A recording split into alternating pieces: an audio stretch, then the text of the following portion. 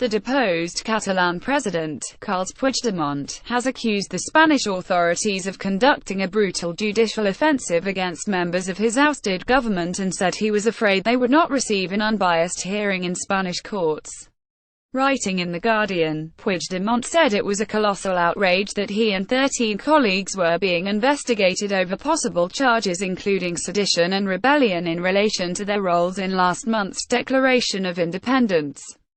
Today, the leaders of this democratic project stand accused of rebellion and face the severest punishment possible under the Spanish Penal Code, the same as for cases of terrorism and murder, 30 years in prison, he said. Puigdemont said he doubted that he and his colleagues would get a fair and independent hearing, and called for scrutiny from abroad to help bring the Catalan crisis to a political, rather than judicial, conclusion. He added the Spanish state must honor what was said so many times in the years of terrorism and violence, and we can talk about everything. We, the supporters of Catalan independence, have never opted for violence, on the contrary. But now we find it was all a lie, that everything is up for discussion. The former Catalan leader fled to Brussels with a handful of cabinet colleagues last week, hours before Spain's Attorney General announced he would be seeking to bring charges of rebellion, sedition and misuse of public funds against them. On Thursday, a national court judge ordered the jailing of the 8 Catalan politicians and, a day later, issued a European arrest warrant for Puigdemont and 4 of his allies. Late on Sunday, a Belgian judge granted the 5 conditional release. They will make their first appearance in court on the 17th of November, when the judge will decide on whether to execute the arrest warrant.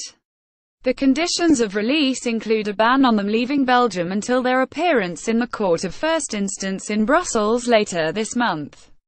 With the extradition process likely to take months rather than weeks, there is growing scope for Puigdemont's presence in Belgium to cause the country's coalition government serious difficulties.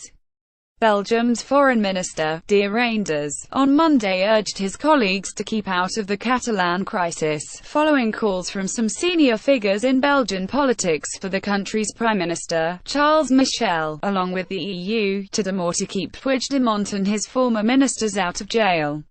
Over the weekend, the Flemish nationalist politician and Deputy Prime Minister of Belgium, Jan Jambon, along with the former Belgian Prime Minister, Elio Di Rupo, condemned Spain for its handling of the crisis, including the imprisonment of regional politicians. On Monday, the leader of the biggest party in the Belgian government went much further, saying that Spain's ruling People's Party, which was founded by a former Franco minister, was a prisoner of its own history. The NVA leader, Bart de Wever, told the VRT network, "You know where the past of the People's Party is, and evermore its present, and it is Franco, it is repression, it is jailing people because of their opinion, it is the use of violence against its citizens."